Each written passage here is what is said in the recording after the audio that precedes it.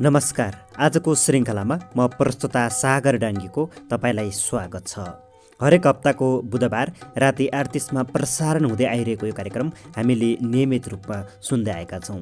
प्रत्येक श्रृङ्खलामा साहित्यकार पुण्यप्रसाद प्रसाईजीद्वारा रचित कथा हजार आशाहरूभित्रका कथाहरूलाई वाचन गरेर सुनाउने गरेको छु। योभन्दा अघिल्लो श्रृङ्खलामा भाग 5सम्म वाचन गरेर रोकेको थिएँ।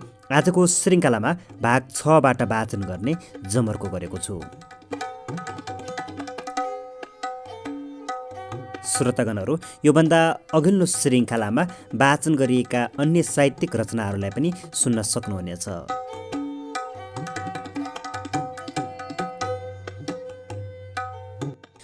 अब वाचन सुरु हुन्छ।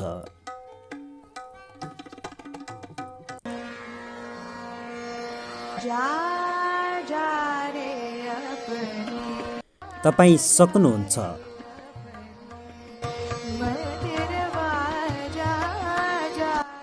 एकपटक सोच्नुहोस्, तपाईँ एउटा सानो केटा हुनुहुन्छ। बिदाको दिन तपाईँलाई चङ्गा उडाउन मन लाग्छ। तपाईँ साथीहरूलाई लिएर चङ्गा बोकेर छतमा चढ्नुहुन्छ।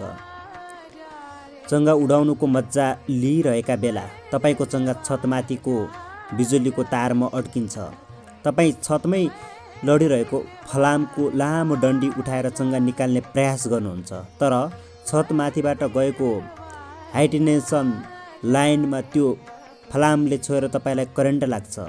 तपाईँ 5 फिट पर बजारिनुहुन्छ। करेन्ट लागेर तपाईँको पुरा शरीर कालो हुन्छ। तपाईँ बेहोस बन्नुहुन्छ। जब तपाईँको होस आउँछ तब तपाईँ राम्रोसँग हिँड्न सक्नुहुन्न।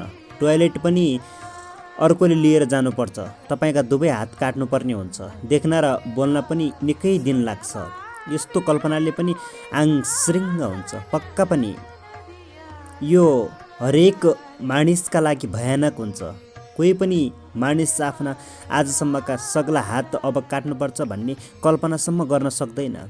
तर कदाचित यस्तो सब भयो भने 95% मानिसहरूले आफ्नो आत्मविश्वास पूर्ण रूपमा गुमाउँछन्। अब आफूबाट जीवनमा केही होला भन्ने कुरामा विश्वास नै गर्दैनन्।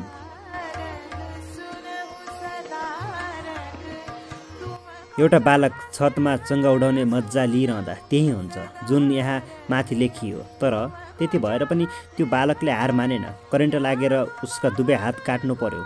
ऊ हिँड्न पनि नसक्ने भयो। तर उसले आफ्नो उत्साह गुमाएन। ऊ बिस्तारै हिँड्ने अभ्यास गर्न थाल्यो। हातको काम पनि तिनै खुट्टाले गर्न विचारले लेख्न सिक्न थाल्यो। त्यो बालक खुट्टाले कलम समाएर फेरि लेख्न सिक्न थाल्यो। उसले खुट्टाले लेख्न मात्र सिकेन, चम्चा समाएर खान पनि सिक्न थाल्यो। बिस्तारै हरेक कुराको अभ्यास गर्यो उसले। हातका सबै काम ऊ खुट्टाले नै गर्न सक्ने भयो। ऊ खुट्टाले ड्राइभिङ पनि गर्न थाल्यो।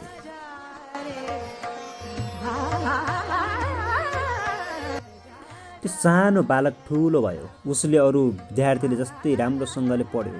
ठुलो भएर उसले विवाह गर्यो। नेपालबाट ऊ क्यानाडा गयो। त्यहीँ उसले रेस्टुरेन्ट चलाएर पैसा कमाउन थाल्यो। उसलाई विश्वास थियो, बिना हात पनि म ती सबै कामहरू गर्न सक्छु जुन काम हात भएका मानिसहरूले गर्न सक्छन्। एक दिन यो मानिसले हात नभए पनि विश्वको सर्वोच्च शिखर सगरमाथा चढेर विश्व रेकर्ड बनाउने विचार गर्यो। यो उसको निकै ठुलो सपना थियो। मानिसहरूले उसको यो कुरामा विश्वास गरेनन्। आकाशको फल आँखा तरिमर भनेको यही हो भन्दै मानिसले उसको खिल्ली उडाए, उसलाई हाँसोको पात्र बनाए।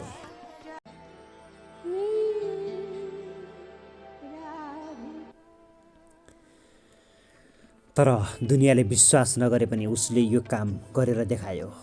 हो, बिना हातै उसले विश्वको सबैभन्दा अग्लो चुचुरो सगरमाथा चढेर संसारका मानिसलाई चकित बनायो। त्यति मात्र होइन, यो मानिसले फिल्ममा हिरो खेलेर समेत देखायो। उसले आफ्ना सारा सपनाहरू पुरा गरेर देखायो। दुवै हात नभए पनि आफूलाई कहिल्यै पराजित र कमजोर नमान्ने यी मानिसको नाम सुदर्शन गौतम हो।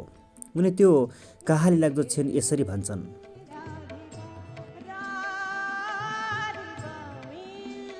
जब मेरा हात काट्नुपर्ने भएर मलाई सोधियो तब मलाई लागेको थियो मेरा सबै कुरा सकियो। निकै ठुलो हुँदासम्म मलाई आमाले खुवाएको मन पर्थ्यो।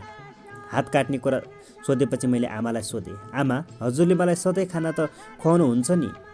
आमा मलाई अँगालेर रुनुभयो। हो, उनी सधैँ आफ्नी आमाको हातबाट खाना खाएर निराशा, तनाव र चिन्तामा एउटा कुनामा झुक्राएर जीवन बिताउन सक्थे। तर उनले त्यसो गरेनन्।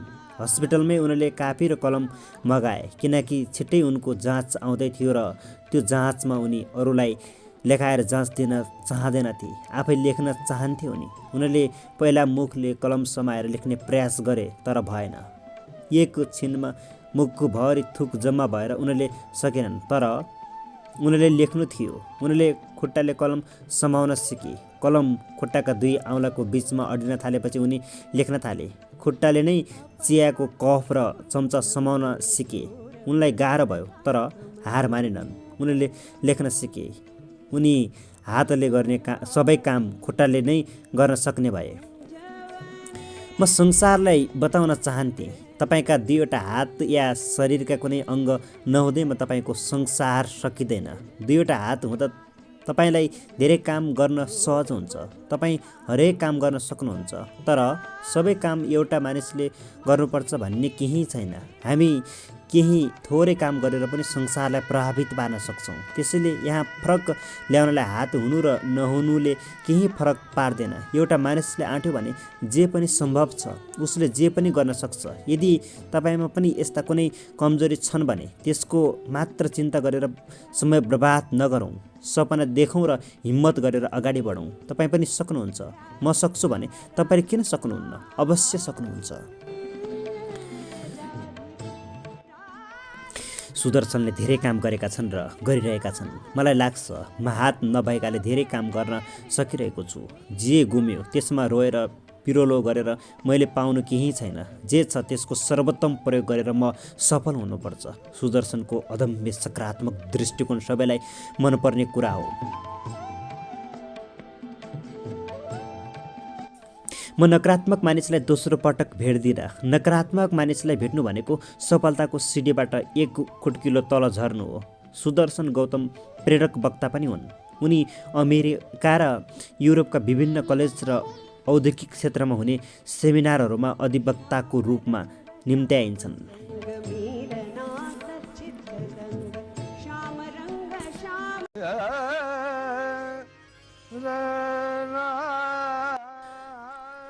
म उनलाई बचाउन चाहन्छु।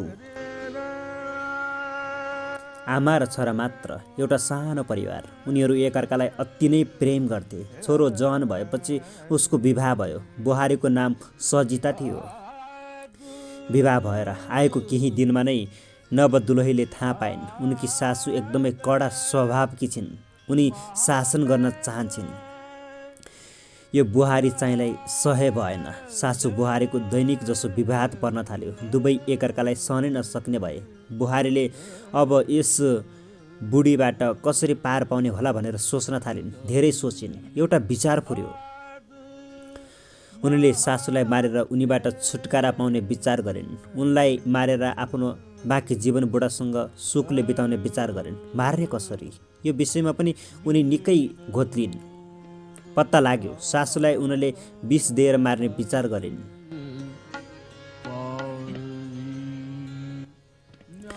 उनी विष लिन आफ्ना बाबुका मिल्ने साथीको आयुर्वेदिक पसलमा गइन्, जो निकै भद्र र ज्ञानी मानिसको रूपमा चिनिएका थिए। नाम सत्यवान। अङ्कल, मलाई एउटा कडा खालको विष दिनुहोस्, सजिताले सत्यवान अङ्कललाई भनिन्। छोरी, केका लागि विष चाहिएको? सत्यवानले सोधे। मेरी सासूबाट म दिक्क भइसके। अब म सहनै नसक्ने भए। म उनलाई विष दिएर मार्न चाहन्छु। रिसको झुवाकमा उनले सही भनिन्। ठिक छ छोरी, राम्रो। तर तिमीले सिधै विष खुवाएर सासूलाई मार्यौ भने तिमी पक्राउ पर्ने सम्भावना हुन्छ। त्यसो भए म उनलाई कसरी मारौँ त? मसँग एउटा राम्रो उपाय छ, सत्यवानले भने। के होला अङ्कल? कृपया मलाई त्यो उपाय सिकाउनुहोस् न, ताकि सर्प पनि मरोस्, लौरो पनि नभाँचियोस्, सजिताले चम्किँदै भनिन्। सत्यवान भित्र पसेर एउटा औषधि लिएर आए। उनले त्यो औषधि सजितालाई दिँदै भने, छोरी, तिमी आफ्नी सासूलाई यो विष चाहिँ लगेर खुवाऊ।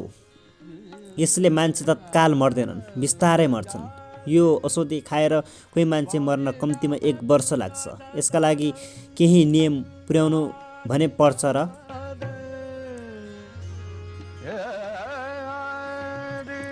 भन्नु न अङ्कल, त्यो के नियम हो? म गरिहाल्छु नि। बुहारीले सत्यवानको कुरा बिचैमा काटेर भनिन्। यो विष दिनै पछि दिनु, 1 दिन पनि छुट्यो भने यसले राम्रोसँगले काम गर्दैन।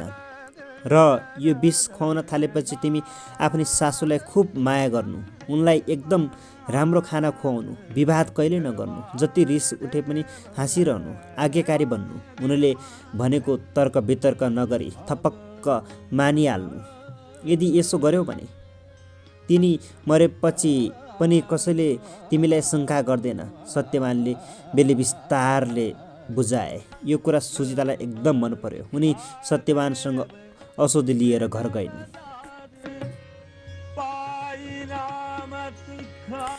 अब उनी घरमा त्यही गर्न थालिन् जुन सत्यवानले भनेका थिए। उनी सासूलाई एकदमै माया देखाउन थालिन्। उनी उनका लागि एकदमै स्वादिष्ट खाना तयार पार्थिन्। सासूले जति कराए पनि चुपचाप लागेर हाँसी मात्र रहिन्, कहिल्यै जवाफ फर्काएनन्।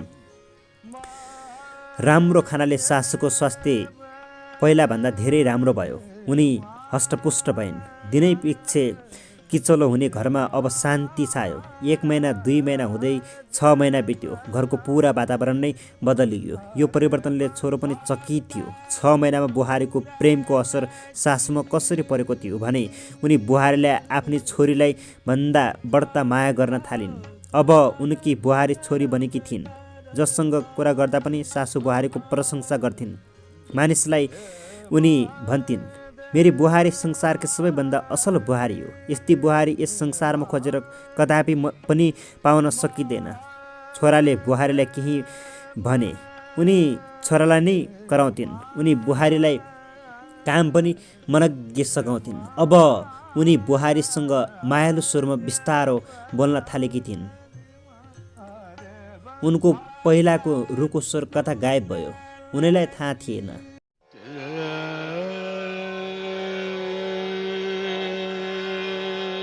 उनको पहिलाको रुखो स्वर कता गायब भयो, उनीलाई थाहा थिएन। यता यो 6 महिनामा बुहारी सजेतामा ठुलो परिवर्तन आयो। उनीले आफ्नो रिसलाई नियन्त्रण गर्ने कला सिकिन्। सासूको प्रशंसा र प्रेमले उनी वास्तवमै आफ्नी सासूलाई आमालाई जस्तै प्रेम गर्न थालिन्। एक दिन उनी सत्यवान अङ्कलकोमा गइन् र भनिन्, अङ्कल, मलाई एउटा अर्को औषधि चाहियो। किन? त्यसको असर देखिएन थालेन र? चिन्ता नगर, त्यसले काम गर्छ। पुरा काम गर्नका लागि अझ केही समय त बाँकी नै छ। अबको 3 महिनामा उनको काम तमाम हुन्छ, सत्यवानले भने। होइन अङ्कल, अब म मेरी सासू मरुन् भन्न चाहन्न।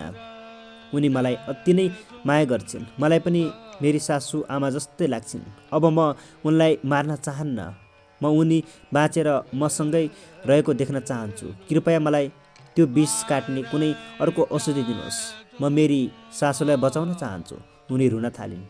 तिमी चिन्ता नगर छोरी, तिमीलाई मैले विष भनेर सासूलाई मार्नका लागि जे दिएको थिएँ त्यो वास्तवमा विष नै थिएन, त्यो त भिटामिन थियो। त्यो खाएर उनी त अझ तागतवान भइरहेकी थिइन्। धन्यवाद अङ्कल, मेरो हातबाट कत्रो ठुलो अपराध हुनबाट जोगाइदिनु भयो। तपाईँले बुद्धि नपुर्याउनु भएको भए मलाई त्यति धेरै माया गर्ने आमा जस्तै सासू गुमाउने रहेछु मैले।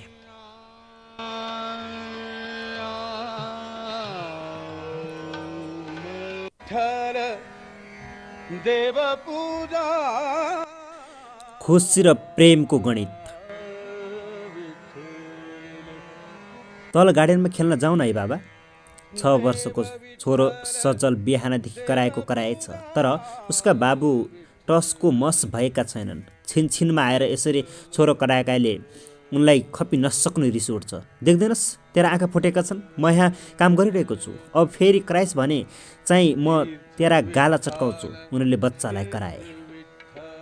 हो, उनलाई फुर्सद छैन, उनको हिसाब मिलेको छैन। उनी ब्रिफकेस भरि पैसा राखेर बिहानदेखि गन्ने र मिलाउने गरेका गरेछन्, तर जति गने पनि हिसाब मिलेको छैन। उनको निधारबाट चिटचिट पसिना आइरहेको छ। बल्ल उनको काम सकियो। शनिबारको दिन थियो। काम सकेपछि उनलाई छोराको याद आयो। सजल सजल उनी कराए। छोरो बोलेनन्। झ्यालबाट तल गार्डनमा हेरे। छोरो पसिना बगाउँदै पुतली र घामकिरीका पछि कुदेको कुदै थियो।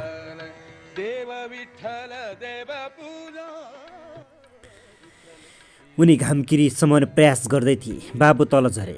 ए बाबु, माथि हिँड। ए के गरेको? देख्नुहुन्न तपाईँका आँखा अन्धा छन्? म पुतलीसँग खेलिरहेको छु। छोरी रिसाएको प्रष्टै बुझिन्थ्यो। पुतलीका पछि लागेर के हुन्छ? झुस आँखामा पर्यो भने आँखा फुट्छ।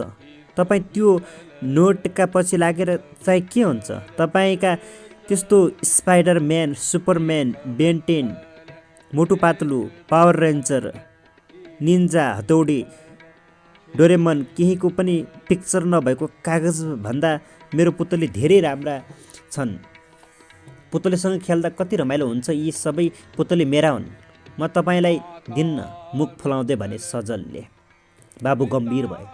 मलाई उत्तेजित गर्ने नोट छोराका लागि केवल निरज कागज मात्र हो, जहाँ न केही कोर्न मिल्छ, न राम्रा कार्टुन नै छापिएको छ, सोचे बाबुले। अनि उनले छोरालाई सरी भनेर कान समाउँदै सँगै खेलौँ भने छोराले पनि माफी दिइहाले। उनी दिनभरि छोरासँग घामकिरी समाउने पुतलीका पछि लाग्ने खेल खेलेर बसे। उनीहरूले गार्डनको कुनामा थुपारेको बालुवामा निकै बेर घर बनाउने खेल पनि खेले। उनीहरूले घामकिरीको पुच्छर डोरीले बाँधेर उडाएर हावातिर फर्केर पातको फिरफिरे खुब घुमाए। दौडिँदै दौडिँदै पनि घुमाए। उनीहरूले फिरफिरे। बाबुको फोन आइरहेको थियो, तर उनले स्विच अफ गरेर छोरासँग खेले। आज उनी छोरासँग बच्चा जस्तै बनेर खेले। उनले जस्तै श्रृङ्खलाविहीन कुरा गरेर, जादुबाट शक्ति पाएको भए के गर्थे भन्ने बाल वार्ता गरेर। उनले मैले जादु जानेको भए त म चकलेटको घर बनाउँथे, अनि घर अगाडि आइसक्रिमको स्विमिङ पुल बनाउँथे र बेलुनको प्लेन बनाएर माथि माथि बादलमा बस्थे।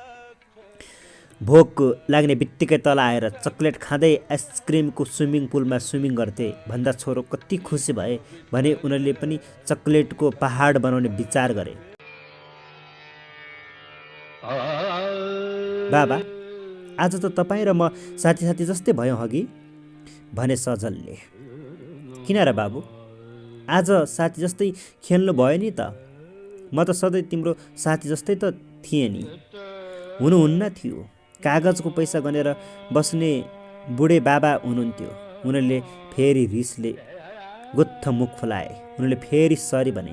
छोरो फेरि चम्किए। छोरासँग घरमाथि उक्लदा बाबु तनावमुक्त थिए। उनले माथि आएर फेरि हिसाब गरे। उनको नमिलेको हिसाब पनि मिल्यो।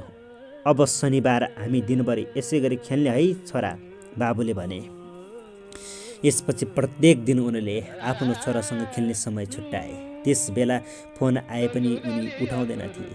कोही भेट्न आए पर्खिन लगाउँथे। बाबा, किन फोन नउठाएको? छोराले सोध्यो। यो तिमीसँग खेल्ने समय हो। तिम्रो समयमा म किन अरूको फोन उठाएर तिमीलाई डिस्टर्ब गर्नु? बाबुले भन्थे। यो सुनेर छोरा खुब खुसी भए। उनीहरूले पहिलो पटक आफू पनि अरू मानिस जत्तिकै महत्त्वपूर्ण रहेछ भन्ने बोध गराएका थिए। छोराको शिर सिधा भएको देखेर बाबुले अनुमान लाए। बालबालिकाले आफूलाई कमजोर र हीन ठानिरहेका हुने रहेछन्। उनीहरूलाई हामीले तिमी महत्त्वपूर्ण छौ भन्ने बोध गरायौँ भने उनीहरूको आत्मविश्वास बढ्दै जान्छ, जसले उनीहरूको पुरा भविष्यमा सकारात्मक प्रभाव पार्छ।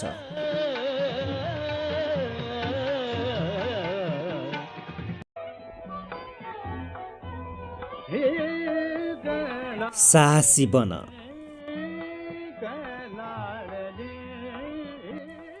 नाम काजी थियो उसको, तर सबै मुक्ति भन्थे। यो किन भन्थे मलाई पनि थाहा थिएन। उसप्रति क्लासका सबैको गुनासो थियो। ऊ पढ्दैन थियो, खालि हल्ला मात्र गर्थ्यो। मुक्ति हरेक क्लासमा केही वर्ष फेल हुन्थ्यो। यसरी बारम्बार फेल भइरहेपछि उसको प्रमोसन भयो। पुरा स्कुलमा मुक्तिबाट मुक्तिदाता भयो, किनकि ऊ सबैभन्दा ठुलो थियो, अग्लो, तर लिखुरे। दुब्ले भएकाले उसका पछाडि उसलाई भाटे भन्थे विद्यार्थीहरू। उसका अगाडि बोल्ने त कसको साहस? मुक्तिदाताको बानी नै थियो क्लासमा अर्डर चलाउने, सबैलाई आफ्नो काम लगाउने। पढ्नु बाहेक ऊ अरू सबै काम गर्थ्यो। भलिबल, फुटबलदेखि क्यारम बोर्डसम्म खेल्दथ्यो। गिटार बजाएर गीत पनि गाउँथ्यो। यहाँसम्म त सही थियो, तर उसले हल्ला गरेर पढाइ डिस्टर्ब गरेको त कसैलाई पो मन पर्थ्यो र।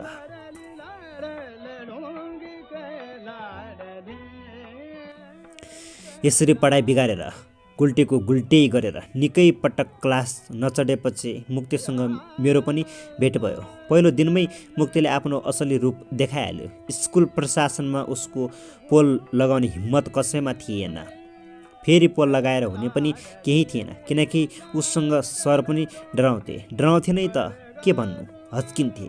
ऊ मोजामा चक्कु घुसारेर हिँड्छ भन्ने हल्ला थियो। मलाई पनि उससँग विवादमा फस्नु थिएन, त्यसैले म वर्षक उसको छेउछाउमा पर्न चाहन्थे। तर उसलाई के भएको थियो कुन्नी, मलाई सताउनमा ऊ अलिक बढ्दै रुचि राख्न थाल्यो। मेरो ठिक पछाडि बसेर कहिले कान तान्थ्यो, कहिले बलपेनले घोचिदिन्थ्यो, कहिले पछाडि सर्टमा मसी लगाइदिन्थ्यो, कहिले पुच्छर टाँसिदिन्थ्यो। कसले गरेको भनेर त सोध्नै पर्ने थिएन, किनकि यस्तो साहस ऊ बाहेक अरूले गर्नै सक्दैन थिए। हुँदाहुँदै बिस्तारै मुक्तिदातालाई नमस्ते गर्दै भित्र क्लासमा पस्ने भनेर सबैलाई नमस्ते गर्न लाउन थाल्यो। सिधै भन्थ्यो, जसलाई मैले भनेको मान्नु छैन उसले कि स्कुल छोडोस् कि मसँग फाइट गरोस्। मलाई जतिखेर पनि केही गर्ने हिम्मत भए गर भन्थ्यो। मैले पनि के नै हानि छ र भनेर नमस्ते नै गरेँ। एक दिन क्लासमा सबैभन्दा ढिलो छिरे। सिटमा बसेको मात्र थिएँ। मुक्तिले सिटमा पेन ठड्याएछ। थचक्क बसे। प्राण निस्किने गरी घोचियो। तर आँसु झरे। 81 केही दिन अघि एउटा आर्मी दाइले भनेको कुरा याद आयो। जेदेखि डर लाग्छ त्यससँग साहसी बनेर भिड। यो वाक्य याद आउन साथ ममा तीव्र रक्त सञ्चार भयो। रिस त उठेकै थियो। फनक्क घुमेर मुक्तिको गालामा कसेर झापु लगाए। झापु कति जोरदार परेछ भने मुक्ति बेन्च तल झर्यो। मुक्ति ढलेको देखेर सर आउनुभयो, तर किन ढलेको उनलाई थाहा थिएन। मुक्ति उठ्यो। देख्नेले देखिहाले, नदेखेकाले मैले मुक्तिलाई हाने भनेर पत्याएन। जसले देखेका थिए सबै नै डराएका थिए मुक्तिले बदला लिन्छ भनेर। तर मैले मुक्तिलाई एकान्तमा स्पष्ट भन्थे, म फाइटर दाइको चेलो हुँ। कसरी र कहाँ हान्नुपर्छ मलाई राम्रोसँग थाहा छ।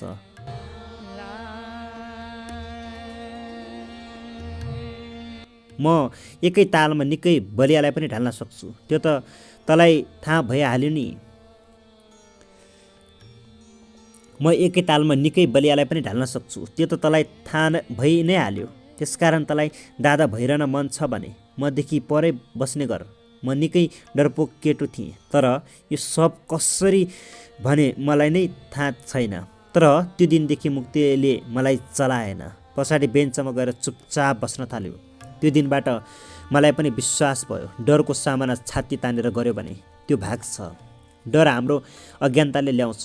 मुक्ति सबैलाई साहसी लाग्थ्यो, बहादुर लाग्थ्यो, त्यसैले सबै उसदेखि डराउँथे। तर यो झुट थियो। छुरी बोकेर हिँड्ने ऊ एउटा कातर केटो थियो। मुक्तिसँग कुस्ती परे म जित्थेँ या जित्दिन थिएँ थाहा छैन, तर उसप्रतिको मेरो डर भने भागेको थियो। जब डर भाग्छ तब ऊ केहीसँग भुक्दैन। यता मेरो साहसीपनले गर्दा ऊ चाहिँ मदेखि डराएको थियो। अर्कोतिर मलाई साथी बनाउन क्लासमा अरूहरू पनि रहल गर्न थालेका थिए। नडराऊ, साहसी बनौँ, जेदेखि डर लाग्छ त्यसबाट नभागौँ, छाती तानेर डरको सामना गरौँ। डरले त्यसैलाई लखेट्छ जो डरदेखि डराउँछ।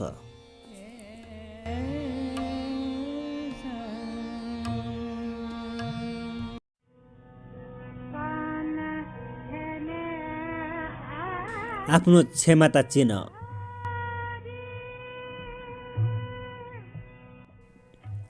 सानाको कुरा। मेरो एउटा मिल्ने साथी थियो। ऊ एकदमै कम बोल्थ्यो। म भने एकदमै बढी बोल्नुपर्ने, बोलिरहनु पर्ने। बोल्ने केही विषयवस्तु नपाए उपन्यास पढेर त्यसैको कथा भए पनि सुनाउनै पर्ने। जब हामी ठुलो हुँदै गयौँ तब हामी कुराहरू अलि बढी बुझ्ने भयौँ। साथी मेरो प्रशंसा गर्थ्यो, तिमी कति राम्रोसँग बोल्न सक्छौ, तर मेरो त ठुलो कमजोरी छ, म मानिससँग खुलेर बोल्नै सक्दिनँ। तर मलाई उसको यो बानी कमजोरी लाग्दैन थियो, राम्रो चाहिँ लाग्थ्यो। बरु मलाई आफ्नो धेरै बोल्ने बानी चाहिँ आफ्नो कमजोरी लाग्थ्यो। आफू मात्र बोलिरहने भएकाले मेरा धेरै साथी नै थिएनन्। मेरो साथीका भने धेरै नै साथी थिए। म स्कुलको वाद विवाद प्रतियोगितामा प्रथम त हुन्थेँ, तर एकदमै मिल्ने साथी नभएर चिन्ता लाग्थ्यो। मैले आफ्नो यो बानी सुधार्ने धेरै कोसिस गरेँ, कम बोल्ने धेरै प्रयास गरेँ, तर जब कोही अगाडि आउँथ्यो अनि म रोकिन्न थिएँ। पहिलो 2 भेटसम्म त मानिसहरू मलाई मन पराउँथे, तर त्यसपछि मबाट छिटो भाग्न खोज्थे। तर मेरो साथीको कुरा भने अर्कै थियो। क्लासका आधाभन्दा बढीले उसलाई आफ्नो बेस्ट फ्रेन्ड भन्थे। साथीहरू उसको छेउमा बस्न तछाड मछाड गर्थे। उसले कहिल्यै टिफिन किन्नु पर्दैन थियो। उसलाई आफ्नो टिफिन खुवाउन सबका सब तयार हुन्थे, तर यो कुराको ज्ञान उसलाई थिएन किन मानिसहरू उसको साथी बन्न चाहन्छन्। म जस्तै मेरो साथी पनि आफ्नो कमजोरी सुधार्न चाहन्थ्यो। ऊ म जस्तै फर्र बोल्न चाहन्थ्यो, यता म कम बोल्न चाहन्थेँ। एक दिन हाम्रो स्कुलमा एउटा प्रोग्राम भयो। स्कुलले एक बाल मनोविज्ञानलाई बोलाएको थियो। मलाई अहिले पनि थाहा छ, तिनी कपाल सेतै फुलेका पाका मनोविज्ञ थिए। कार्यक्रम सकेपछि मेरो साथी र म उनलाई भेट्न गयौँ। हामीलाई आफ्नो कमजोरी कसरी सुधार्ने भनेर सल्लाह लिनु थियो, किनकि यस कुराले हामी चिन्तित थियौँ। हामीले आफ्नो कमजोरी उनलाई सुनाएर सुझाव माग्यौँ। हाम्रो कुरा सुनिसकेपछि ती मनोविज्ञ मुस्कुराएर भने, बाबु, जे कुरालाई तिमीहरू आफ्नो कमजोरी ठानिरहेका छौ त्यो तिमीहरूको कमजोरी नभएर सबैभन्दा ठुलो शक्ति हो। तिमीहरूले आफ्नो यो बानी सुधार्नु पर्ने केही आवश्यक छैन। यो कसरी हाम्रो शक्ति हो? मैले सोधेँ। तिमीहरू अहिले सानै छौ, कथाबाट अलिक राम्ररी बुझ्छौ। एउटा कथाले म तिमीलाई बताउँछु। यो जापानको एउटा सानो गाउँमा बस्ने ओकायो नाम गरेको केटाको कथा हो। उसको देब्रे हात थिएन, तर ऊ जुडो खेल्न चाहन्थ्यो।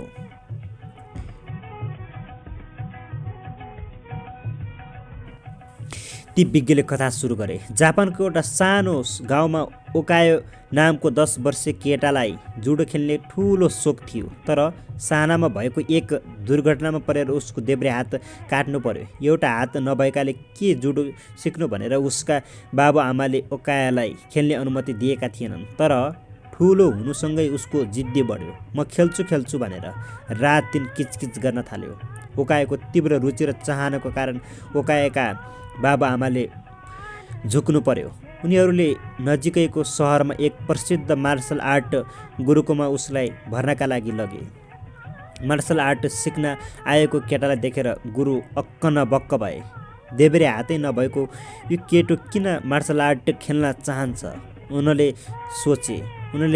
सोधे, तिम्रो त देब्रे हात नै छैन, तिमी अरू केटासँग प्रतिस्पर्धा कसरी गर्छौ?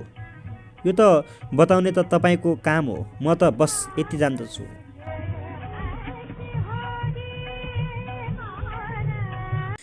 मैले सबैलाई हराउनु छ, किनकि मैले एक दिन स्वयं मास्टर बन्नु छ, केटाले जवाफ दियो। गुरु ओकायोको सिक्ने दृढ इच्छा शक्ति र उसको आत्मविश्वास देखेर अति नै प्रभावित भए। उनले भने, ठिक छ, म तिमीलाई सिकाउँछु, तर मेरो एउटा शर्त छ। हजुर, के हो त्यो? ओकायोले सोध्यो। के तिमी मेरा हरेक निर्देशन पालना गर्छौ र त्यसमा पूर्ण विश्वास गर्छौ? गर्छौ, ओकायोले सहमतिमा टाउको हल्लाउँदै भन्यो। गुरुले ओकायोसँगै 50 भन्दा बढी शिष्यलाई जुडो सिकाउन थाले। ओकायो अरू शिष्यसँगै सिक्न थाल्यो, तर केही दिनमा नै उसले केही फरक भइरहेको कुरामा नोटिस गर्यो। गुरु अरूलाई शिष्यलाई अनेक फरक दाउपेच सिकाइरहेका थिए, तर उसलाई भने उनी केवल एउटा केकमा मात्र अभ्यास गराइरहेका थिए। गुरु किन यस्तो गराइरहेका छन्? उसले केही बुझेन। उसलाई थोरै शङ्का भयो, कतै मेरो देब्रे हात नभएकाले भेदभाव त होइन?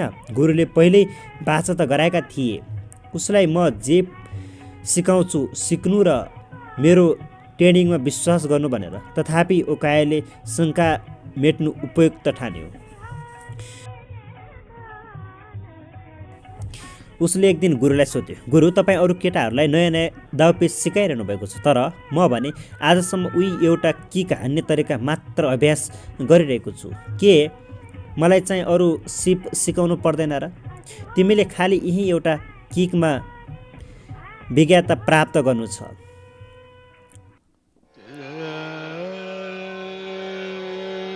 यही एक किक हान्ने तरिका पारङ्गत हौ, तिम्रो लागि यही आवश्यक छ। यति भनेर गुरु हिँडे।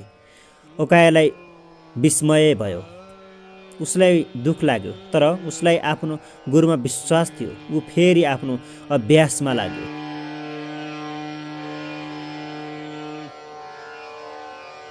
समय बित्न के बेर, हेर्दै हेर्दै 2 वर्ष भयो, तर ओकाया भने त्यही एउटा किकमा 2 वर्षदेखि अभ्यास गरेकै थियो।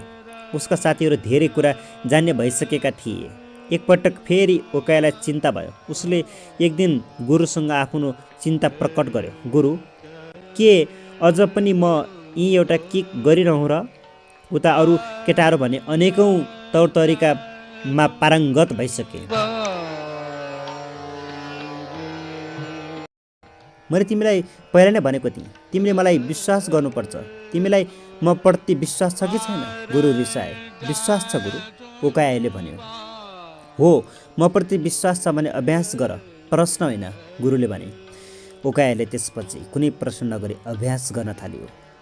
उसलाई गुरुप्रति विश्वास थियो। उसले अरू 6 वर्षसम्म त्यही एउटा किकको अभ्यास गर्यो।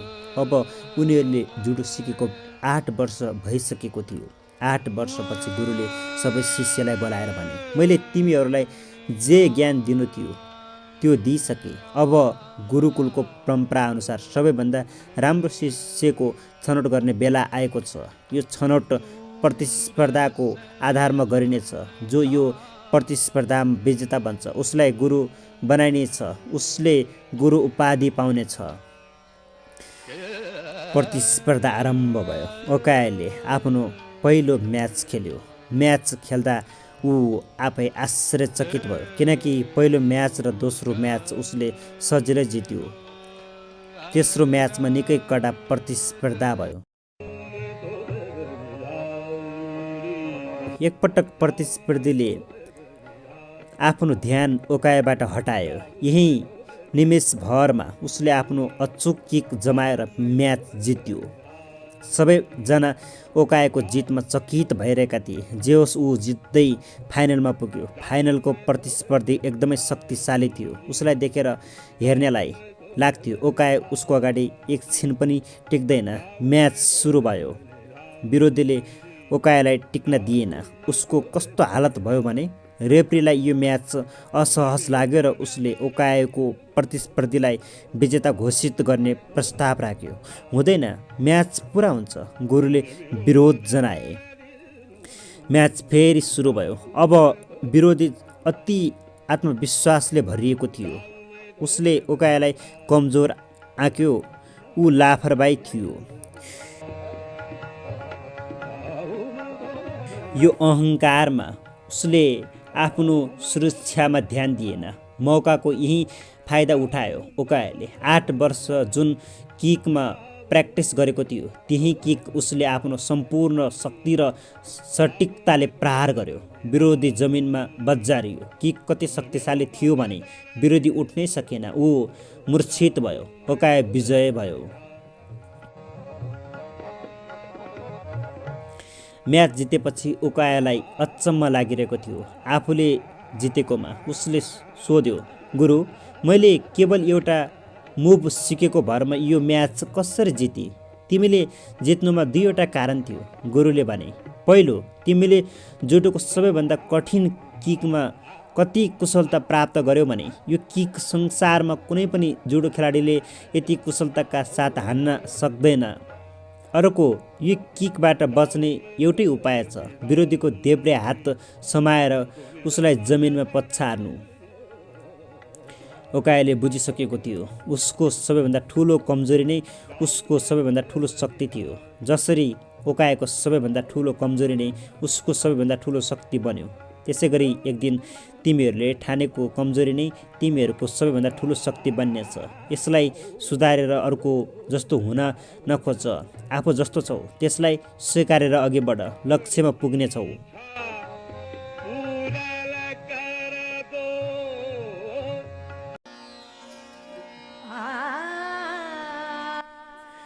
प्रगतिको बाधकको मृत्यु। एक दिन कर्मचारी अफिसमा पुग्दा त्यहाँ एउटा ठुलो नोटिस टाँसिएको थियो। नोटिसमा थियो, यो कम्पनीमा जो व्यक्ति तपाईँलाई अघि बढ्नबाट रोक्ने गर्थ्यो, हिजो उसको मृत्यु भयो। हामी तपाईँलाई अन्तिम पटक उसलाई हेर्ने मौका दिँदैछौँ। हामीलाई लागेको छ तपाईँले उसलाई चिन्न आवश्यक छ। कृपया तपाईँहरू सबै लाइनमा बस्नुहोस् र पालै पालो मिटिङ हलमा गएर उसलाई हेर्नुहोस्। नोटिस पढेर सबैलाई दुःख लाग्यो। उनीहरूको संवेदना जाग्यो। उनीहरूमा स्वाभाविक रूपमा एउटा उत्सुकता पनि बढ्यो। आखिर त्यो को थियो जो उनीहरूको प्रगतिको बाधक थियो? प्रत्येक व्यक्ति सोचमग्न मुद्रामा लाइनमा बसेका थिए। सबैलाई त्यो मानिसलाई चिन्ने उत्सुकता थियो। निकै ठुलो भिड लाग्यो। गार्डले भित्र जानबाट अहिलेसम्म रोकेको थियो। अब उसले एक जनालाई भित्र पस्न दियो। भित्र पुगेको मानिस निकै गम्भीरताका साथ बाहिर निस्कन्थ्यो। बाहिर निस्कने बित्तिकै लाइनमा अलिक पछाडि बस्नेहरू त सोधिहाल्थे, को मरेको हो भनेर। तर निस्कने मानिसले केही जवाफ दिँदैनथ्यो। किन भित्रबाट निस्केर मानिस केही भन्दैनन्? बाहिरका यो सोचेर छक्क पर्थे। यसै गरी अब पालो एक पुरानो कर्मचारीको आयो, जसको प्रमोसन रोकिएको थियो। उसलाई सबैले चिनेका थिए। ऊ हर कोहीको शिकायत गर्थ्यो, गुनासो गर्थ्यो। कहिले तलब कम भएको, कहिले म्यानेजरको गुनासो, कहिले कम्पनीले सुविधा बढाएन भन्थ्यो। ऊ जसको पनि कम्प्लेन गर्थ्यो। उसलाई कौतूहलता थियो आफ्नो प्रगतिको बाधकलाई चिन्ने, जसको कारणले उसको जीवन यति दुष्कर बनेको थियो। प्रगति ठप्प भएको थियो। अब ऊ मरिसकेको थियो। त्यसैले उसलाई चिन्ने हतारो थियो। उसलाई अघिदेखि लागेको थियो, पालो नकुरी दौडेर गएर त्यस दुष्टलाई हेरौँ। उसको पालो आयो। अब सारा समस्या सकियो। ऊ सिधै हलतिर दौडियो। उसले दौडेर गएर कफिन बक्सबाट उठायो र भित्र हेऱ्यो। भित्र एउटा ठुलो ऐना राखिएको थियो, जहाँ उसले आफ्नो अनुहार स्पष्ट देख्यो। उसलाई खपी नसक्नु रिस उठ्यो। यो के नचाहिने मजाक हो? के काम छैन यहाँ? ऊ जोडले कराउन थाल्यो। तब उसले ऐनाको छेउमै एउटा लेखोट टाँसिएको देख्यो। यो संसारमा तपाईँको प्रगति र उन्नतिको बाधक केवल एकजना मानिस छ। यहाँ कोही तपाईँको प्रगतिको बाधक छ भने त्यो मानिस तपाईँ स्वयं हो। तपाईँ नै एक त्यस्तो मानिस हो जो आफ्नो जिन्दगीमा क्रान्ति ल्याउन सक्नुहुन्छ। सदैव याद राख्नुहोस्, तपाईँको जीवन तपाईँको बोस बदलिएर बदलिँदैन, न त तपाईँको श्रीमान या तपाईँकी श्रीमती बदलेर बदलिन्छ। जागिर या व्यापार बदलेर पनि तपाईँको जीवनमा परिवर्तन तब मात्र आउँछ जब तपाईँ बदलिन राजी हुनुहुन्छ। जब तपाईँ महसुस गर्नुहुन्छ, तबबाट सुरु हुन्छ परिवर्तन। जब तपाईँ आफ्ना विश्वासमा परिवर्तन ल्याएर मेरो प्रगतिको आधार म मात्र हुँ, मेरो उन्नति र अवनतिमा म बाहेक अरू कोही जवाफदेही छैन, म जे बन्छु र हुन्छु, मैले जीवनमा जुन सफलता र असफलता प्राप्त गर्छु त्यसको जिम्मेदार अरू कोही नभएर केवल म मात्र हुँ भन्ने ठान्नुहुन्छ, तब आउँछ परिवर्तन।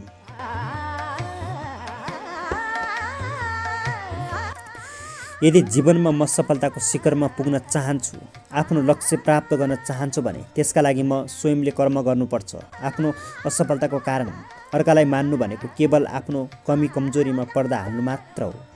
अब तपाईँको प्रगतिको बाधक मरिसकेको छ। त्यसकारण उठ्नुहोस्, जाग्नुहोस् र अगाडि बढ्नुहोस्।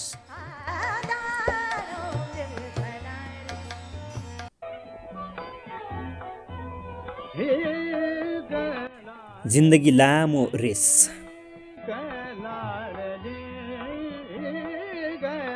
मैले भर्खरै पत्रकारिता सुरु गरेको थिएँ र म ग्रेजुएसन पनि गर्दै थिएँ।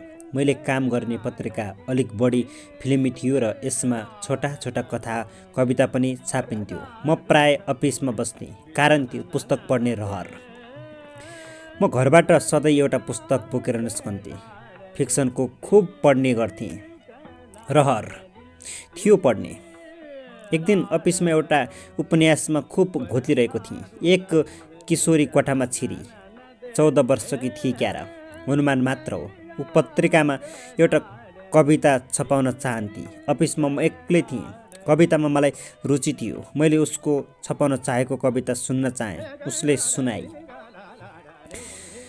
बाल कविताबाट भर्खर माथि उठ्न लागे जस्तो कविता, अपरिष्कृत पनि, तर सम्भावना नै नभएको होइन। उसको चित्त दुखाउनु थिएन, राम्रो भने। त्यसपछि ऊ बोल्ने र कविता सुनाउने काम एकसाथ गर्न थाले। उसले एउटा कथा पनि सुनाई, त्यसपछि अरू केही। उसको कथाबाट चाहिँ म अलिक प्रभावित भएँ। उत्कृष्ट कल्पना थियो, सिप पनि लेखनको राम्रो थियो, शब्द चयनमा पनि उसको ख्याल पुगेको देखिन्थ्यो। मलाई लाग्यो उसले भविष्यमा फिक्सन लेखनमा चमत्कार देखाउन सक्छ। उसको कल्पना र प्रस्तुति शैलीले यही बताउँथ्यो। ऊ यति छिटो बोलिरहेकी थिए, यति छिटो कविता पढिरहेकी थिए। म उसका आधाभन्दा कम शब्द मात्र बुझिरहेको थिएँ। यस्तो लाग्थ्यो ऊ छिटो पढ्नेमा विश्व रेकर्ड बनाउन चाहन्छ। तपाईँलाई सुनाउन मन भए आरामले सुनाउन सक्नुहुन्छ। यति हतारो किन? मैले हाँस्दै भने।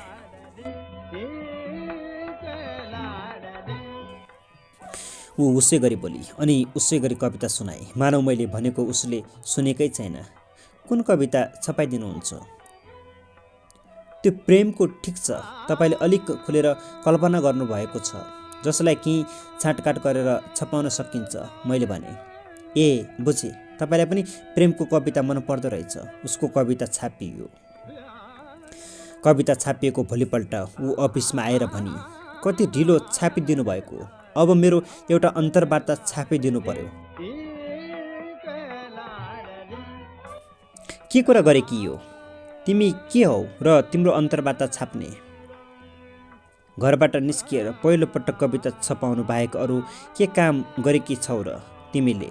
मैले जवाफ दिएँ। मलाई झनक्क रिस उठेको थियो। नगरेको भए अब गर्छु नि। हेर्नुहोस्, म हिरोइन बनेर देखाउँछु तपाईँभन्दा माथिकालाई भनेर तपाईँको यही पत्रिकामा अन्तर्वार्ता पनि छपाउँछु। लौ, केटी त निकै जब्बर पो रहेछ, कति अहङ्कारी, चुनौती पो दिन थाली। सायद मैले पनि अलिक बढी नै पो भने कि? भने पनि होला, रिसाएको थिएँ। सोचेँ, भने ठिक छ, राम्रो कुरा हो, तर जिन्दगीमा तीव्र गति पनि उति राम्रो कुरा होइन। अहिले तिमी 9th स्ट्यान्डर्डमा छेउ, पहिला पढ्ने कुरामा पनि लगाऊ। अहिले तिमीले पढ्नु नै राम्रो हो। पछि जिन्दगीमा तिमीले जे गरे पनि यही एउटा कमजोरीले तिमीलाई सताउँछ र जे प्राप्त गरे पनि केही नपाए जस्तो हुन्छ। फेरि म त तिम्रो प्रतिभा हिरोइन सिरोइन भन्दा पनि फिक्सन लेखनमा देखिरहेको छु। तिमीले धेरै नै आशावादी कथा लेखेकी थियौ। यस्तो लाग्थ्यो मेरा कुरा उसको कानबाट भित्र पनि छिरिरहेको थिएन। तपाईँ जेसुकै भन्नुहोस्, एक दिन म हिरोइन बनेर देखाइदिन्छु। सायद म प्रति तपाईँको मनको कुनामा कतै द्वेष भाव छ। अब मैले बोल्नु आवश्यक देखेन। मैले एकपटक उसलाई शिरदेखि पाउसम्म हेरेँ।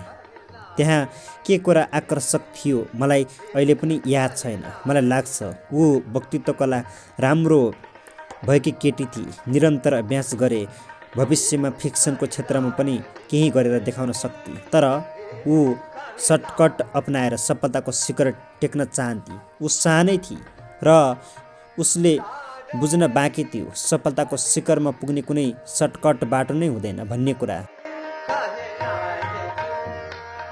त्यहाँ त केवल कठोर मेहनतले मात्र पुगिन्छ। अनि मैले उसको वास्ता राखिनँ, आफ्नो नोभल पढ्न थालेँ। म पनि कसैलाई उपदेशै दिने गरी ठुलो भइसकेको पनि त थिएन। अर्को महिना ऊ फेरि अफिसमा देखा परे। यसपटक ऊ आफ्नो ह्यान्ड ब्यागभरि फोटो बोकेर आएकी थिए। उसले मलाई फोटो देखाई। मैले हेरेँ। नहेरी उपाय पनि थिएन, किनकि यी कस्ता छन् हेर्नु त, यो अनि यो नि भन्दै हेर्न बाध्य नै पारिहाल्थे। फोटोहरू हेर्दा यस्तो लाग्थ्यो आफैले मेकअप पोतपात पारेर कोही सिकारो फोटोग्राफले निकै सस्तो क्यामेराले खिचेका हुन्। राम्रै छन् पुरा फोटो। नहेरी 2-4वटा हेरेर भने, फिल्ममा जान फोटो सेसन गर्नुपर्छ रे, त्यसैले खिचे कि। एउटा 2टा फिल्मका लागि त फोटो पठाइसके पनि एउटा फिल्मको निर्देशकले बलात्कारको सिन भएको रोल दिन्छु पनि भनेको छ। थाहा छ म फिल्ममा हिरोइन बन्नका लागि जे पनि गर्न तयार छु, जे पनि। उसले फोटो थन्क्याउँदै भनी, कस्तो जे पनि? तिमी सानै छेउ, विचार गरेर पाइला चाल। जे पनि भनेपछि जे पनि। अनि खिचिचित्त हाँसी। म त्यति पनि सानी छैन जति तपाईँ ठानिरहनु भएको छ। हाँसे कि हाँसे थिए, पढ्न चाहिँ टोटल्ली छोडे कि? नसोध्ने विचार गरेको प्रश्न फेरि सोधिहाले।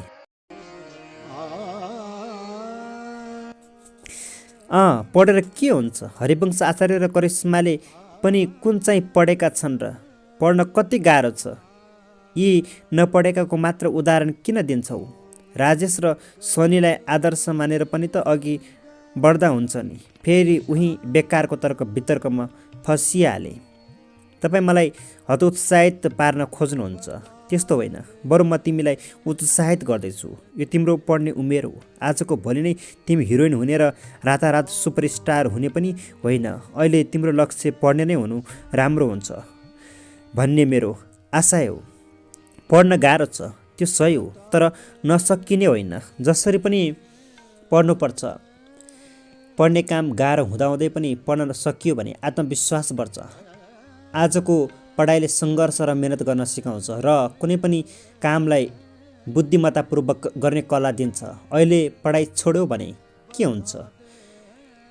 पछि जिन्दगीमा अलिकति बढी मेहनत र सङ्घर्ष गर्नु पर्यो भने हामी आत्तिन्छौँ र क्विट गरिहाल्छौँ। परिणाम के हुन्छ? जिन्दगीमा जे काममा पनि हामी असफल हुन्छौँ। आज हामीले रातभरि बसेर पढ्यौँ भने त्यसले हामी ज्ञानी मात्र हुँदैनौँ, हामी सङ्घर्षशील, धैर्यवान र मेहनती पनि बन्छौँ, जुन पुरा जिन्दगीमा काम लाग्छ। कोही पनि स्टुडेन्टले पढ्ने बेलामा नपढेर मेरो अर्को सपना छ भनेर हिँड्नु भनेको हातमा आएको सानो चरो उडाएर ठुलो चरो समाउन हिँड्नु जस्तो मूर्खता हो। हरेक विद्यार्थीको पहिलो लक्ष्य पढ्ने नै हुनुपर्छ। एक दिन एउटा भालु भोक लाग्न थालेपछि माछा समाउन नदीमा गएछ। जाने बित्तिकै उसले एउटा सानो माछो समातेछ। धत, यस्तो सानो माछो खाने भालु हुँ म? म त राजा भालु हुँ। यस्ता भुरा माछा खायो भने त मेरो इज्जतै जान्छ भन्ने सोचेर त्यो सानो माछोलाई नदीमै फालेछ। एकछिनपछि फेरि उसले त्यस्तै सानो माछो समाएछ। उसले त्यो पनि नदीमै फालेछ। अर्को समायो, त्यो पनि उस्तै सानो, उसले त्यो पनि फाल्यो। यसरी झमक्क साँझ परुन्जेल उसले ठुलो माछो भनेर समाएका सबै साना माछा पानीमा फाल्दिएछ। रात पर्यो। त्यो मूर्ख भालुले एउटा पनि ठुलो माछो समाउन सकेन। यदि उसले समाएका साना माछा खाँदै गएको भए ऊ धेरै पहिला अगाइसक्ने थियो। तर ठुलो माछा मात्र खान्छु भन्ने अहङ्कारले उसले भोकै बस्नु पर्यो। त्यसकारण म यति भन्छु, सपना देख्नुपर्छ, तर त्यो सपनालाई सार्थक बनाउन तिमीले पढ्न जरुरी छ। सानो काम गर्दै जानुपर्छ। पढेर चाहिँ के हुन्छ? यी तपाईँले पनि पढ्नु भएको छ, तपाईँको सम्पादकले पनि पढेकै छन्, तर तपाईँहरू अर्कोमा काम गर्नुहुन्छ। मानिसले तपाईँहरूलाई एउटा सामान्य टेलिसिरियलको कलाकारलाई जति पनि चिन्दैनन्। यस्तो तलको यात्रा गरिरहेको बस टुङ्ग्याउनुभन्दा राम्रो कुरा अरू केही हुँदैन। मैले सोचेँ। भने, आरती, जिन्दगी लामो रेस हो। अब यस विषयमा धेरै बहस नगरौँ। लामो अन्तरालमा जिन्दगीको कुनै मोडमा भेट भयो भने फेरि कुरा गरौँला। त्यसको 1 महिनापछि मैले आरतीको फोटो एउटा अश्लील पत्रिकामा छापिएको देखेँ। त्यो पनि टपमा, लगभग निर्वस्त्र अवस्थामा। उसको अन्तर्वार्ता पनि छापिएको थियो। यस्ता प्रश्न उत्तर थिए मानव कुनै वेश्यावृत्ति गर्ने केटीको अन्तर्वार्ता गरिएको हो। केटी पतनको बाटोमा निकै स्पिडमा हिँड्न थाली। गहिराइमा पुग्न लामो समय नै लाग्दैन मैले सोचेँ। त्यसपछि केही पटक अझै हाम्रो अफिसमा आई। उसको उद्देश्य पत्रिकामा फोटो छपाउन थियो। उसलाई धेरै विषयमा भ्रम थियो। ती भ्रम मध्येको एउटा भ्रम थियो पत्रिकामा नाना थरी फोटो छापेपछि फिल्ममा काम पाइन्छ। सम्पादकले एक दिन प्रतिभा परिचय भनेर उसको एउटा फोटो छपाइदिएछन्। त्यसपछि ऊ आएन, भेट कहिल्यै भएन। केही वर्षको अन्तरालमा एक दिन म आफ्नो टिभी कार्यक्रम प्रगति पथको रेकर्डिङका लागि जाँदै थिएँ। गेस्ट आइपुग्ने बेला भएकाले हतारोमै थिएँ।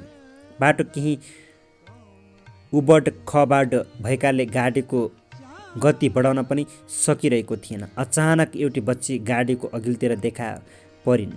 ब्रेक हाने, गाडी रोकेर फुर्तिलो निस्किएँ। नानी गाडीको ठिक अघिल्तिर आफ्नो जम्पिङ बल टिप्दै थिइन्। मैले नानीलाई उठाएँ। मानिसहरू गुर्र आए। मेरी छोरी, केही त भएन मेरी छोरीलाई? भिडबाट एउटी मोटी महिला मेरो अगाडि प्रकट भई। कता कता यो महिलालाई चिने जस्तो देखे जस्तो लाग्यो। ओ दाइ, तपाईँ? उसले बच्चा लिँदै भनी। उसले आश्चर्य मान्दै मलाई हेरिरही। मलाई पनि यो चिनेको अनुहार जस्तो लागेको थियो। याद गर्ने कोसिस गरेँ। सम्झेँ। आरती तिमी? हो दाइ, तपाईँले मलाई चिन्नुभयो, एकदमै खुसी लाग्यो। के यिनी तिम्री छोरी हुन्? हो दाइ। कति राम्री, सानी, परी जस्ती छोरी रहेछिन् तिम्री। मैले छोरीका गाला छोएर भने। धन्यवाद दाइ। दाइसँग यसरी भेट होला भन्ने त कहिल्यै सोचेकी थिएन। मलाई एकपटक फेरि तपाईँलाई भेट्न चाहिँ मन थियो। मैले तपाईँका प्राय पुस्तकहरू पढेकी छु र तपाईँको टिभी कार्यक्रम पनि मलाई एकदमै प्रेरक लाग्छ। एकै सासमा भने। त्यो वाचाल स्वभाव जेउका त्यो नै रहेछ। धन्यवाद आरती। तिमी मलाई किन भेट्न चाहन्थ्यौ त?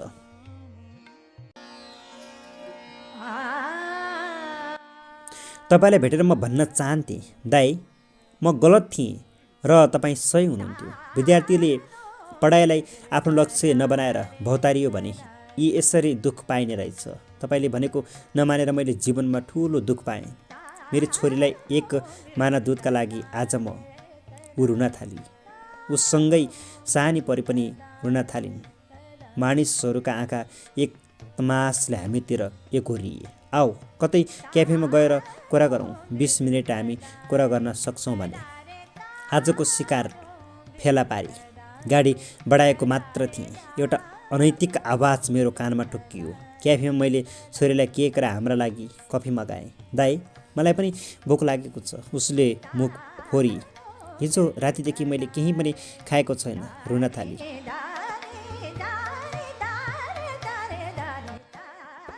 नरौ, यो जीवन हो। जीवनमा तिमीले कुनै समयमा एउटा गलत निर्णय लियौ, त्यसैले आज दुखी छौ। तर अब त्यसमा पछुताएर केही हुँदैन। मैले कुनै बेला भनेको कुरा सही भयो, तर तिमी पनि सही हुने सम्भावना त थियो नि। त्यसबेला तिम्रा कथा सुन्दा मलाई लागेको थियो एक दिन लेखनमा तिमीले केही फरक गरेर देखाउन सक्छौ। त्यसैले मैले तिमीलाई पढ्नमा जोड दिएको थिएँ। हो दाइ, तपाईँ 100% सही हुनुहुन्थ्यो। म गलत थिएँ। मैले पढेको हुनु पर्थ्यो। मैले पढाइसकेर मात्र आफ्नो लक्ष्यतिर पाइला बढाउनु पर्थ्यो। मैले क्षणिक आकर्षणलाई सपना मान्ने भुलमा परेर जीवन बर्बाद पारे। दाइ, वास्तवमै त्यो एउटा गलत निर्णयले मेरो जीवन नर्क भयो। पश्चाताप नगर। कुनै समयमा गरेको गलत निर्णयलाई सच्याउन त सकिँदैन, तर अब गलत निर्णय नलिएर बाँकी जीवन सुखद बनाउन सकिन्छ, मैले भने। दाइ, त्यो तपाईँ भन्नुहुन्छ, तर मेरो यथार्थ थाहा पाउनुभयो भने तपाईँ मलाई घृणा गर्नुहुन्छ। वा आवाज निकालेर रुन थाले। दाइ, म फ्रस्ट्रेसन जस्तो फोहोरी काममा फसेँ। म वेश्यावृत्ति गर्छु। म छक्क परिनँ, किनकि यसको बीच मैले उहिले नै त्यो पत्रिकामा देखेको थिएँ जसमा उसले टपलेस पिक्चर छपाएकी थिए। त के भयो? तिमीलाई त्यो गलत काम लाग्छ भने छोडिदेऊ, मैले सामान्य रूपमा भने। दाइ, म परिबन्धनमा छु। म बाँधिएकी छु। मेरी छोरीलाई बचाउने अरू कुनै माध्यम मसँग छैन। मैले केही पनि जानेकी छैन। यो चाहिँ तिम्रो भ्रम हो। जुन कुरा तिमीले समाएकी छौ ती तिमी छोड्न पनि सक्छौ। हामी जहाँ पनि सजिलो बाटो रोज्छौँ सर्टकट पढ्नमा मेहनत लाग्छ, श्रम गर्नुपर्छ। त्यसैले हामी मेहनतै नगरी सिनेमामा हिरो हिरोइन भएर रातारात मालामाल हुन चाहन्छौँ। तर सफलताले परिश्रम र सङ्घर्ष माग्छ। सफलतालाई सर्टकट मन पर्दैन। जुन चिज गरेर तिम्रो आत्मा खुसी छैन त्यो काम आजै छोड र अर्को कुरा त्यसमा पछुताएर समय खेर नफाल। एउटा गल्ती गर्दैमा परमात्माले तिम्रो हात छोडेर बेसहारा पार्दैनन्। तिमी त्यो आत्माले नरुचाएको काम छोड, नयाँ बाटो स्वत देखा पर्नेछ। त्यस्तो के होला र दाइ? बस यो दलदलबाट निस्कन पाए भने ठुलो कुरा। तिमी निस्किने छेउ र तिमीलाई निस्कन म पनि मद्दत गर्नेछु। तर कसरी दाइ? सजिलो छ। तिमी अब धेरै काम गर्न सक्छौ। पहिला त तिमी कुनै गैर सरकारी संस्था खोलेर वेश्यावृत्ति गर्नेको उद्धार गर्न सक्छौ। अर्को कुरा, तिमीसँग लेख्ने सिप छ। यसलाई परिष्कृत गरेर तिमी राम्रो उपन्यास लेख्न सक्छौ, किनकि तिमीले धेरै मानिससँग सङ्गत गरेर उनीहरूको क्यारेक्टर बुझेकी छौ। तिमीलाई मानिसको स्वभाव थाहा छ। थोरै लेख्ने क्षमता बढायो भने तिमी यस्ता क्यारेक्टरको व्याख्या र विश्लेषण पनि गर्न सक्छौ। मनज्ञ, अनुभवी, धनी भएकी छौ तिमी। उनको अनुहार निकै उज्यालियो। मैले फेरि भने, एउटा कुरा हामीले सदैव याद गर्नुपर्छ, ईश्वरले कहिले पनि सबै बाटाहरू बन्द गर्दैनन्। तिमीले जीवनमा एकपटक गलत बाटो हिँड्यौ भन्दैमा तिम्रो जीवनको यात्रा टुङ्गिँदैन। जीवनमा जुनसुकै बेला नयाँ सुरुवात गर्न सकिन्छ। के थाहा, ईश्वरको इच्छा तिमीलाई लेखक बनाउनु थियो कि? आरतीका आँसु झरेका झरै थिए। सानी परेले केक सकाइन्। मैले टिस्यु पेपरले उनको मुख वरिपरि लागेको केक पुछिदिएँ। छुट्टियौँ। 1 महिनापछि आरतीको मेल पाएँ। दाइ, मैले गलत बाटो हिँड्न छोडेँ। यसपालि एसएलसी दिने निर्णय गरेँ। काम पनि गर्न थालेकी छु। तपाईँका कुरा आज मात्र होइन, 15 वर्ष पहिला पनि ठिक रहेछन्। जिन्दगी लामो रेस रहेछ। तर म त्यो लङ रेसमा छिटो दौडिन चाहेँ। म मेरो पास्ट सच्याउन त सक्दिनँ, तर ती गल्तीहरू अब दोहोऱ्याउन चाहन्न। अब म फेरि पढ्छु, धेरै पढ्छु। कोर्स बाहिरका पुस्तक पनि पढ्छु। के थाहा, तपाईँले भने जस्तै ईश्वरले मलाई लेखक बनाउन पो चाहेका हुन् कि?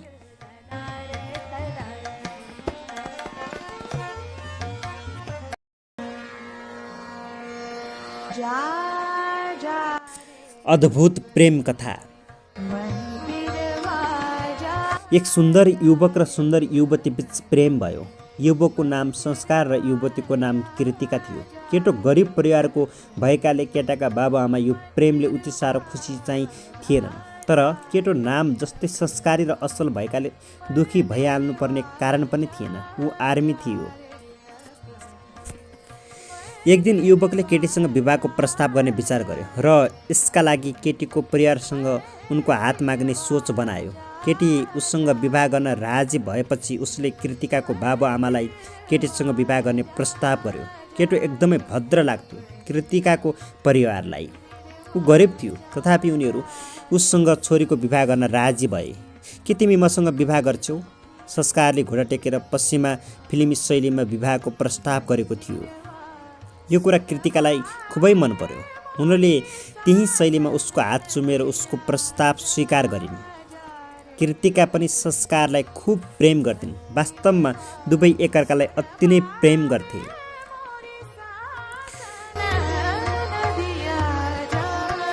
परिवारको सल्लाहमा उनीहरूको इङ्गेजमेन्ट भएर विवाहको मिति तोकियो। समस्या आयो। विवाहको समय आउन अझ निकै समय बाँकी नै थियो। केटाले अचानक बाहिर जानु पर्यो। संस्कार आर्मी थियो र देशमा युद्धको अवस्था रहेकाले उसलाई अफिसले अर्को स्थानमा खटायो। कृतिकाले रुँदै केटालाई बिदा गरिन्। ऊ गयो। त्यो बिचमा उनीहरूले निकै चिठी आदान प्रदान गरे। फोनमा कुरा भयो, प्रेमका कुरा भए। तर अचानक केटीको चिठी आउन छोड्यो, न त उनीसँग फोनमा नै कुरा भयो। यो सम्पर्कविहीन अवस्थाको कारण थियो कृतिकाको गाडी एक्सिडेन्ट।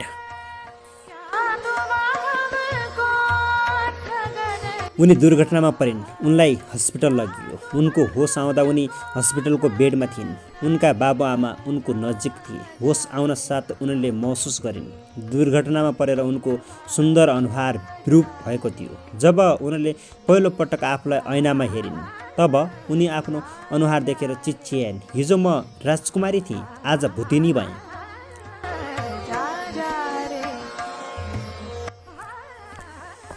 त्यसै बेला उनले आफ्नो प्रेमीलाई सम्झिन्।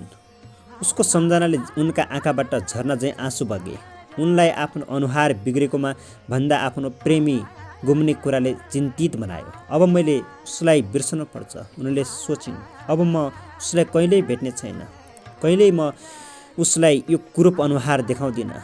देखाएर के गर्ने? उसले एउटी सुन्दरीलाई प्रेम गरेको थियो, यस्तो शैतानलाई होइन। उनले खुब सोचिन्।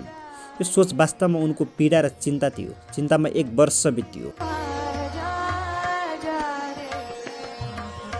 यो बीचमा युवकले धेरै पत्र लेख्यो, धेरै फोन गर्यो, तर उनले न पत्रको जवाफ दिइन् न त उससँग फोनमा कुरा नै गरिन्। युवक चिन्तित भयो। 1 वर्षपछिको एक दिन कृतिकाकी आमा उनको कोठामा पसिन् र भनिन्, उनी युद्धबाट फर्केर आएका छन्। नाइ, अब म उसलाई भेट्दिनँ। म उसलाई यो कुरूप अनुहार देखाउँदिनँ। उसलाई म यहाँ छु भन्ने कुरा कदाचित नभन्नु। म उसलाई भेट्दिनँ। कृतिका चिच्याइन्। आमाले भनिन्, ऊ विवाह गर्दैछ। उनले निमन्त्रणा कार्ड छोरीलाई दिइन्। केटीलाई ठुलो आघात लाग्यो उसको विवाह हुन लागेको खबर सुनेर, किनकि उनी उसलाई अति नै प्रेम गर्थिन्। उसलाई बिर्सन सक्ने नै थिएनन् उनले। उनका आँखाबाट बलिन्धारा आँसु झरे।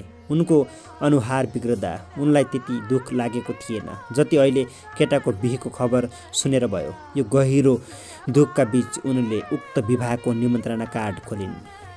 कार्डमा आफ्नो नाम देखेर उनी चकित भनिन्, यो सब के मजाक हो? त्यसै बखत केटो कोठामा प्रवेश गर्यो, सुन्दर बुकेका साथमा। ऊ उनको अगाडि घुँडा टेकेर बस्यो र भन्यो, के तिमी मसँग विवाह गर्छौ? युवती लाजले मुख छोपिन्। उनी आफ्नो कुरूप अनुहार केटालाई देखाउनु पर्दा एकदमसँग लजाएकी थिइन्। म धेरै कुरूप छु, रोइन् कृतिका। युवकले भन्यो, तिम्रो सहमति बिना नै तिम्री आमाले मलाई तिम्रो फोटो पठाउनु भएको थियो। जब मैले तिम्रो फोटो देखेँ तब महसुस भयो तिमीमा कति पनि परिवर्तन आएको छैन। तिमी अहिले पनि त्यस्तै छौ जुन बेला म तिमीलाई पहिलो पटक देखेर प्रेममा परेको थिएँ। तिमी आज पनि उस्तै सुन्दर छौ किनकि म तिमीलाई प्रेम गर्छु।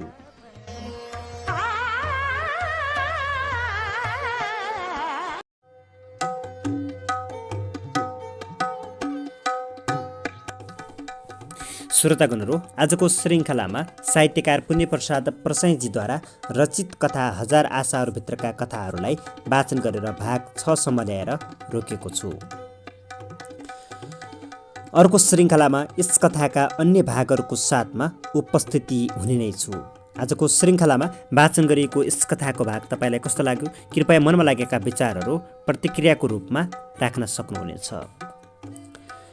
हस् त, आजको श्रृङ्खलामा रहेर यतिन्जेलसम्म साथ दिनुभयो तपाईँप्रति विशेष आभार प्रकट गर्दै अर्को श्रृङ्खलामा आउने बाचाका साथ आजको श्रृङ्खलाबाट म प्रस्तोता सागर डाङ्गी बिदा हुन्छु। नमस्कार, शुभ पल, शुभ क्षण।